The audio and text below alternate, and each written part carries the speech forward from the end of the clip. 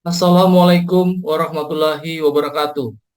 Salam sejahtera, Om Swastiastu, Namo Buddhaya, salam kebajikan. Perkenalkan, nama saya Dr. Rahman Amin SHMH, NIDK 8802323419, dosen tetap Fakultas Hukum Universitas Bhayangkara Jakarta Raya. Izinkanlah saya untuk mempresentasikan pernyataan diri dosen unjuk kerja Tridharma bidang pengajaran Smart Cerdos 2024.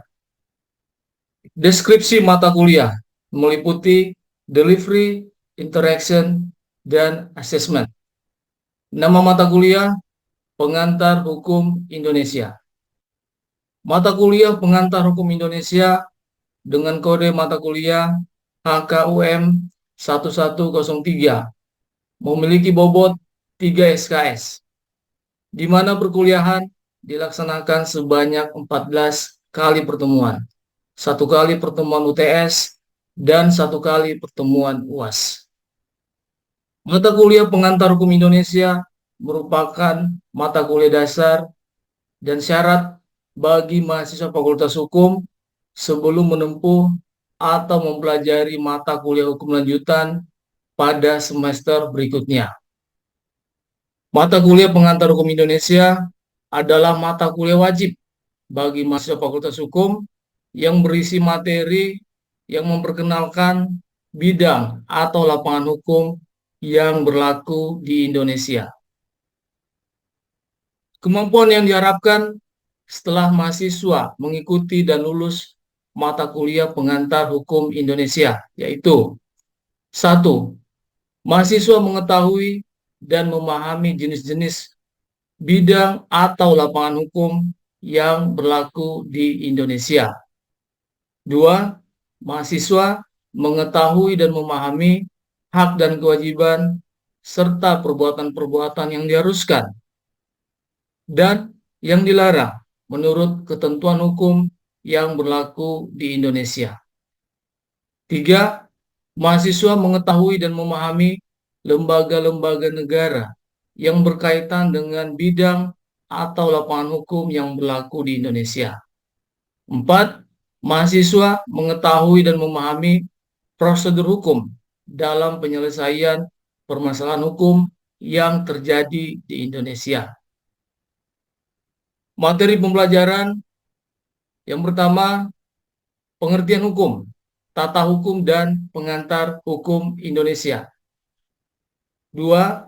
Sejarah hukum dan sejarah tata hukum Indonesia. 3. Sumber-sumber hukum di Indonesia. 4. Sistem-sistem hukum di Indonesia. 5. Hukum tata negara, sejarah ketatanegaraan Indonesia dan lembaga-lembaga negara di Indonesia. 6. Hukum administrasi negara, sumber-sumber dan objek hukum administrasi negara di Indonesia. 7. Hukum pidana, tujuan dan pembagian hukum pidana. Kemudian pada sesi UAS, pada pertemuan ke-8, hukum perdata, sejarah dan sistematika hukum perdata. 9. Hukum dagang, sejarah dan sistematika hukum dagang. 10. Hukum agraria, asas hukum agraria dan hak-hak atas tanah. 11. Hukum perburuan, sejarah hukum perburuan dan perjanjian kerja atau perburuan. 12. Hukum pajak, asas pengenaan pajak dan jenis-jenis pajak. 13.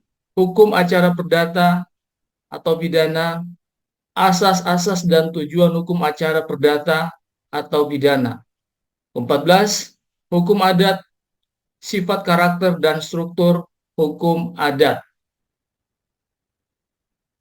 Sistem pembelajaran mata kuliah Pengantar Hukum Indonesia ini terdiri dari 2.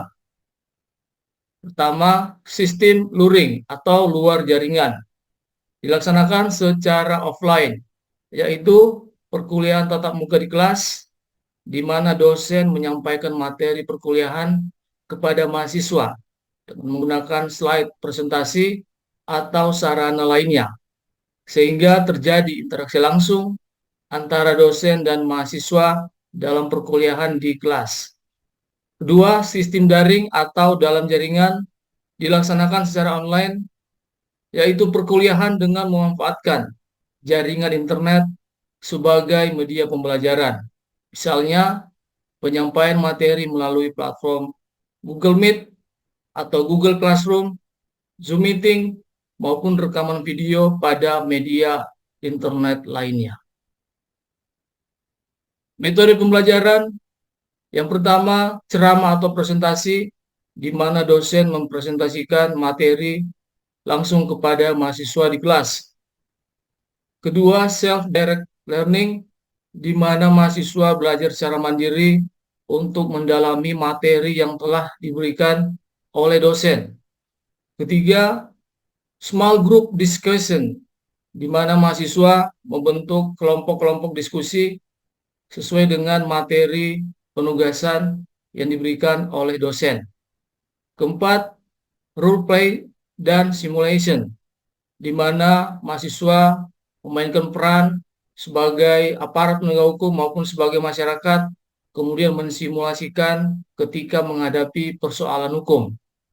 Kelima, case study, di mana dosen memberikan suatu persoalan hukum kepada mahasiswa, kemudian mahasiswa akan menganalisis sesuai dengan materi yang sudah diperoleh. Keenam, discovery learning, di mana mahasiswa lebih mendalami lagi materi yang telah diberikan sesuai dengan kenyataan yang terjadi dalam kehidupan masyarakat. Ketujuh, cooperative learning, di mana mahasiswa dapat bekerja sama baik antara sama mahasiswa maupun dengan dosen untuk mempelajari atau mendalami materi yang telah diberikan. Kemudian kedelapan, contextual instruction, di mana mahasiswa akan mempelajari sesuai dengan instruksi-instruksi yang telah diberikan oleh dosen. Kemudian kesembilan, project basic learning, di mana mahasiswa akan diberikan suatu proyek atau proyek suatu kasus tertentu, kemudian mahasiswa akan menganalisis dan membahas menjadi tugas yang akan diberikan atau disampaikan dalam perkuliahan di kelas. Media pembelajaran terdiri dari perangkat keras, hardware, baik itu laptop, komputer, infocus, handphone atau tablet yang berguna atau digunakan dalam mendukung perkuliahan. Kemudian perangkat lunak, software, terdiri dari Google Drive, tempat untuk menyimpan materi atau penugasan, kemudian Google Classroom atau Zoom Meeting sebagai media untuk penyampaian materi perkuliahan. Kemudian sarana-prasarana, baik ruang kelas, tempat pelaksanaan kuliah, laboratorium, maupun ruang peradilan semu. Interaksi antara dosen dengan mahasiswa dilaksanakan dengan menggunakan interaksi dua arah atau two-way interaction, di mana dosen setelah memberikan materi perkuliahan kemudian akan memberikan kesempatan kepada mahasiswa untuk mengajukan pertanyaan apabila masih terdapat hal-hal yang tidak dimengerti. Kemudian dari pertanyaan mahasiswa, dosen akan menjawab sesuai dengan apa yang ditanyakan oleh mahasiswa dan kemudian akan dikembalikan kepada mahasiswa untuk didiskusikan secara bersama sehingga terjadi diskusi interaktif atau tanya jawab antara dosen dan mahasiswa. Sistem penilaian mata kuliah meliputi yang pertama, kemampuan menguasai materi perkuliahan. Dari materi yang sudah disampaikan oleh dosen, apakah mahasiswa telah menguasai dengan baik, yang dapat dilihat dari penugasan maupun dalam pelaksanaan UTS maupun ujian akhir semester. Kemudian kemampuan mengajukan pertanyaan. Bagaimana mahasiswa mengajukan pertanyaan-pertanyaan terkait dengan materi perkuliahan, dihubungkan dengan persoalan-persoalan hukum yang terjadi dalam kehidupan masyarakat sesuai dengan hukum yang berlaku di Indonesia. Kemudian, kemampuan menyampaikan pendapat atau argumentasi. Kemampuan ini tentunya setelah mahasiswa memperoleh materi dan kemudian dalam pelaksanaan diskusi, kelompok atau tanya jawab dengan mahasiswa yang lain.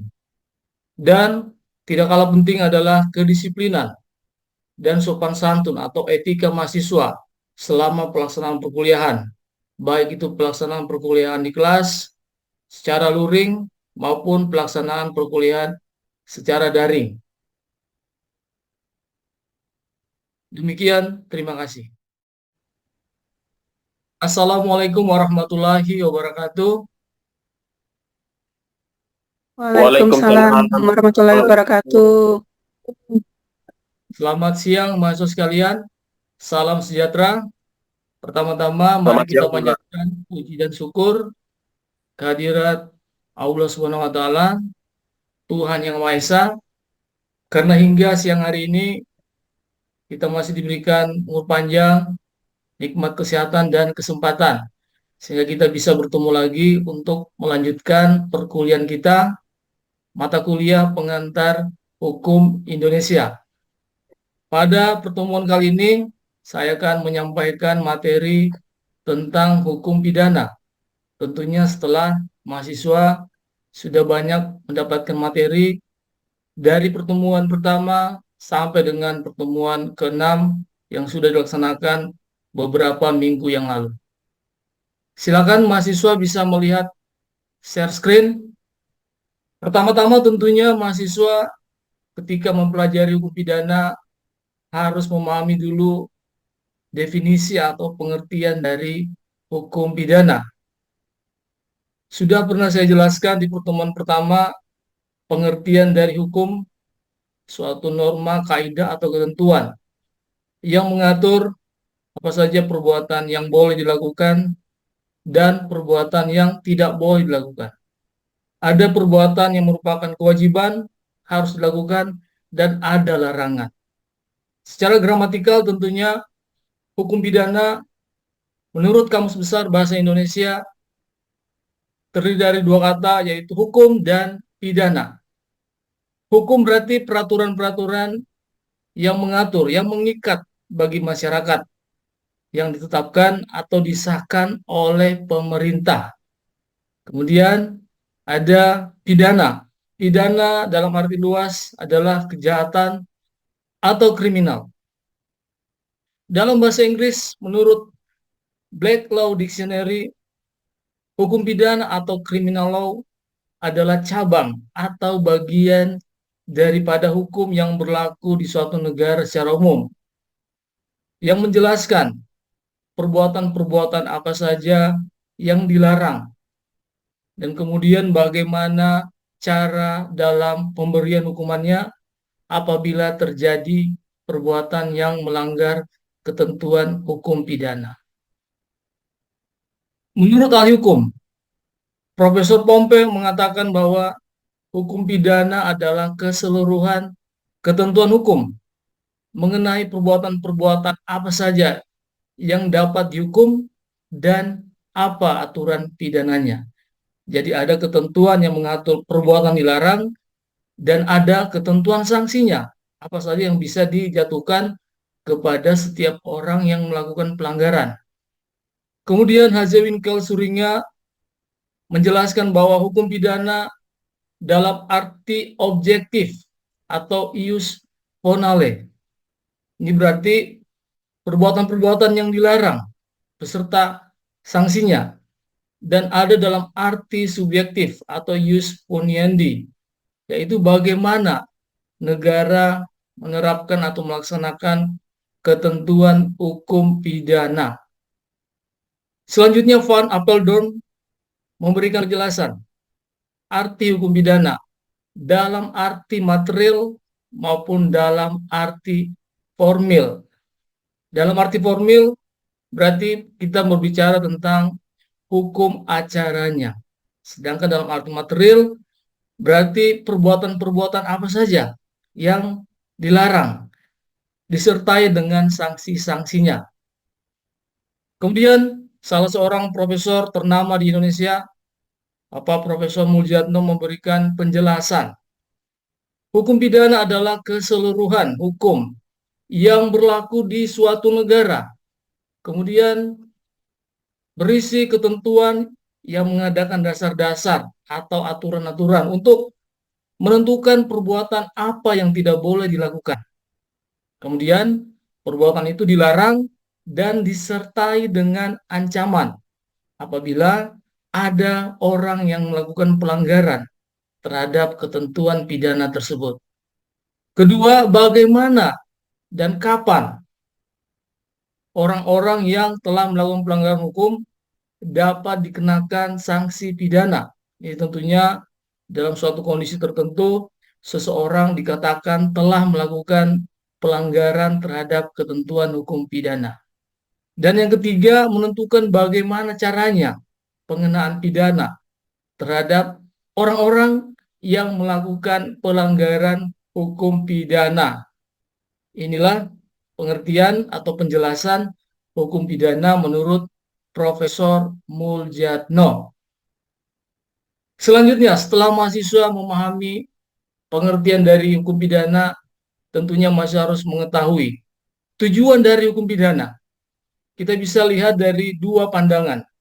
Yang pertama, menurut aliran klasik, bahwa hukum pidana itu adalah untuk melindungi kepentingan individu, di mana pada masa itu terjadi kekuasaan yang absolut, sehingga perlu dibatasi kesewenang-wenangan penguasa yang terjadi di Prancis pada abad ke-18, sehingga menimbulkan ketidakpastian hukum.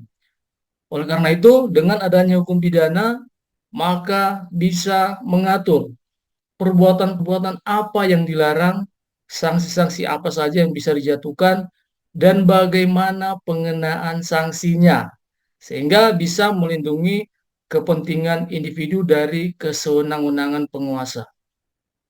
Kemudian, tujuan hukum pidana menurut aliran modern, yaitu apa? Untuk melindungi masyarakat dari kejahatan, tentunya dengan mempertimbangkan bagaimana faktor pelakunya.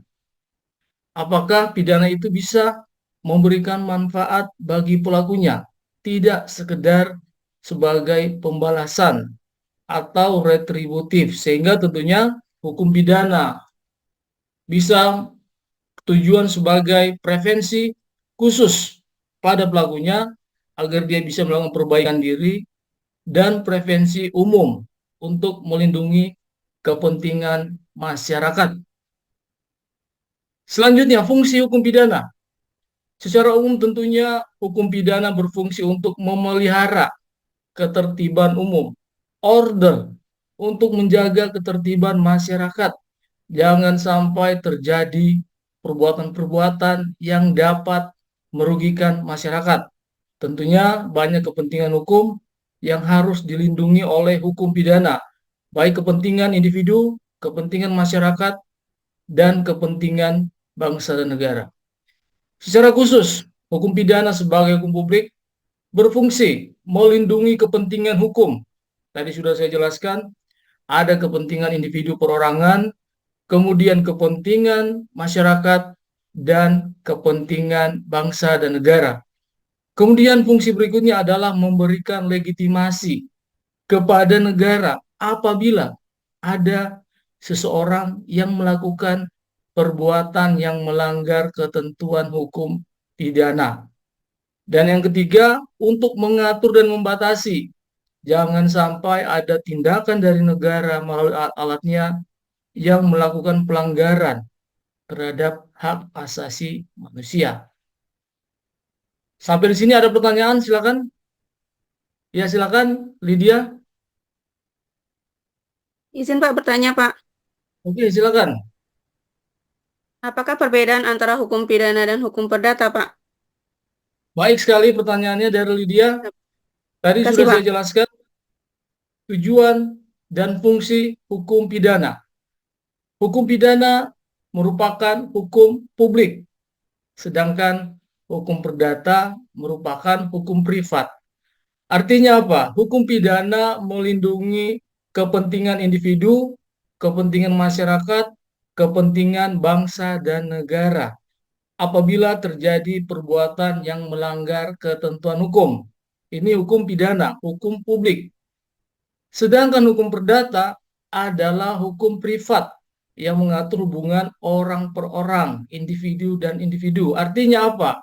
Kalau ada perbuatan yang merampas hak individu, maka individu itu akan mengajukan gugatan perdata ke pengadilan.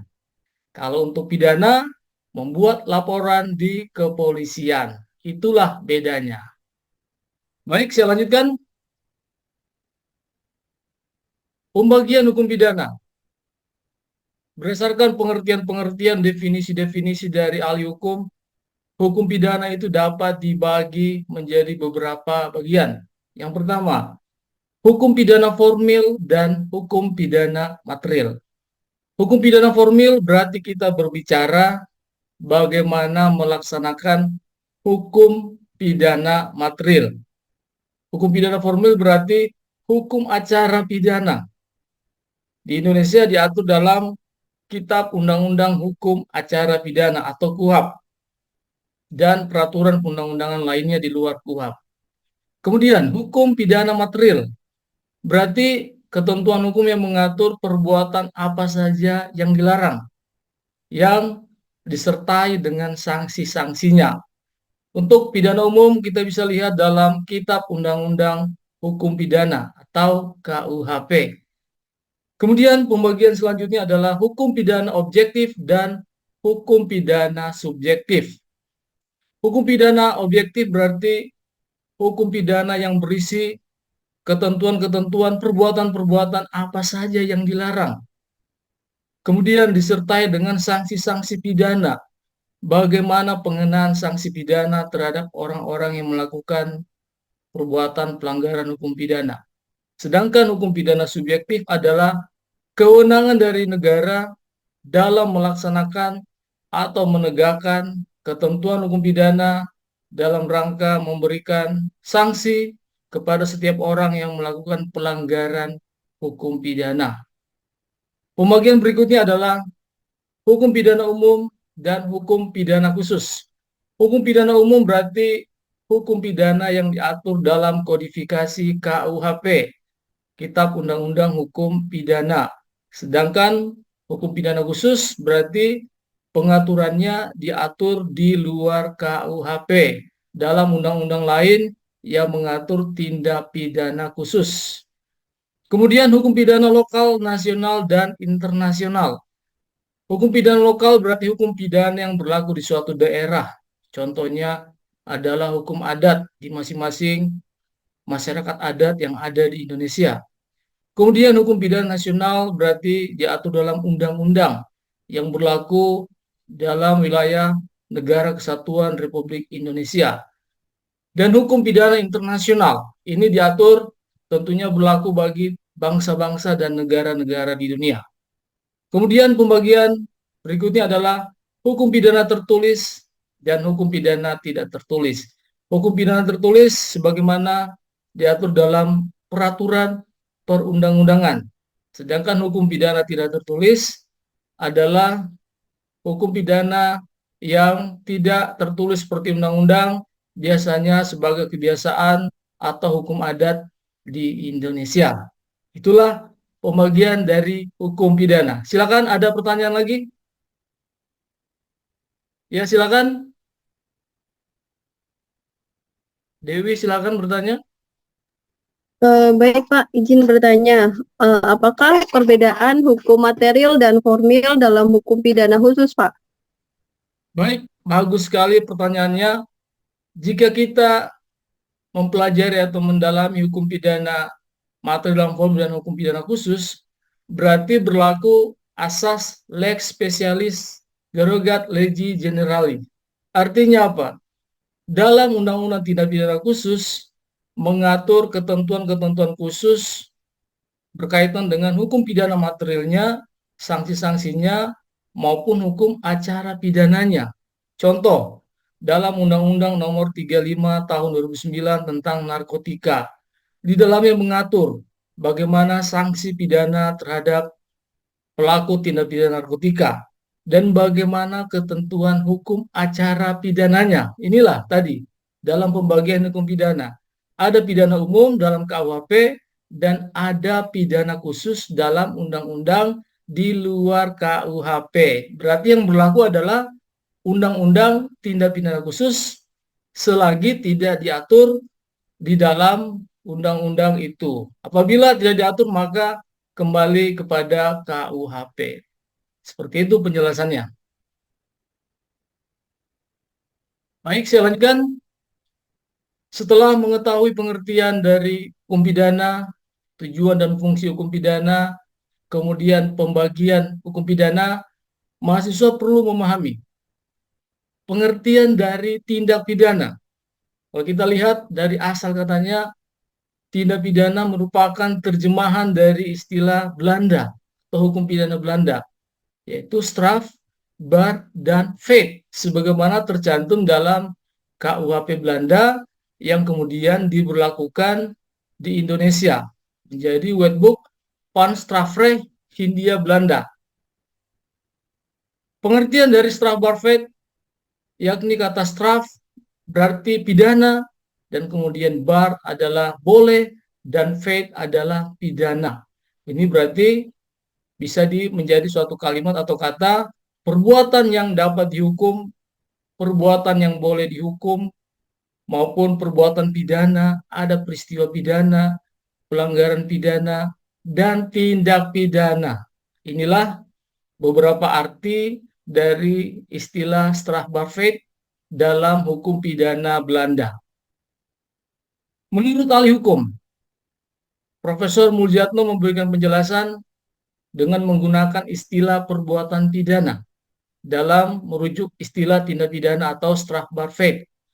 Menurut beliau, perbuatan pidana adalah perbuatan yang dilarang oleh suatu aturan hukum. Artinya apa? Tidak boleh dilakukan. Kemudian disertai dengan ancaman atau sanksi berupa pidana bagi setiap orang yang melakukan perbuatan yang melanggar larangan tersebut. Kemudian menurut Profesor Sudarto, beliau menggunakan istilah tindak pidana sebagai terjemahan dari strafbarvet. Menurut beliau, tindak pidana adalah perbuatan yang memenuhi rumusan undang-undang, kemudian bersifat melawan hukum dan dilakukan oleh orang-orang yang mampu bertanggung jawab, baik karena kesengajaan atau dolus maupun karena kealpaan atau skal, dan tidak ada alasan pemaaf. Ini menurut Profesor Muljatno. Silakan, ada yang ingin bertanya terkait dengan definisi tindak pidana? Ada yang ingin bertanya? Izin Pak, bertanya Pak. Oke, silakan. Izin Pak, bertanya Pak. Ali Wardana. Ya. Oke, silakan Pak Ali. Apakah tindak pidana sama dengan kejahatan atau pelanggaran Pak? Seperti apa Pak? Bagus sekali pertanyaannya dari Pak Ali. Jadi dalam ilmu kriminologi, istilah kejahatan itu merujuk pada perbuatan-perbuatan yang melanggar ketentuan hukum. Jadi penggunaan istilah kejahatan digunakan dalam ilmu kriminologi. Sedangkan dalam ilmu hukum pidana, perbuatan-perbuatan yang melanggar hukum dikenal dengan istilah tadi, dalam istilah Belanda strafbarvet, atau dalam istilah Indonesia tindak pidana. Artinya apa? Kejahatan merupakan istilah yang sama dengan istilah tindak pidana. Terima kasih atas perkuliahan atau kesempatan mahasiswa, tentunya sudah menyimak perkuliahan ini dari awal sampai akhir. Semoga materi ini bisa memberikan manfaat bagi mahasiswa sekalian. Tetap semangat belajar untuk meningkatkan kemampuan mahasiswa dan pengetahuan terhadap bidang hukum yang ada di Indonesia. Sekian, terima kasih. Wassalamualaikum warahmatullahi wabarakatuh. Selamat siang, salam sejahtera buat kita semuanya. Terima kasih Pak. Selamat siang. Pak. Waalaikumsalam warahmatullahi wabarakatuh. Selamat siang Pak. Terima kasih banyak Pak.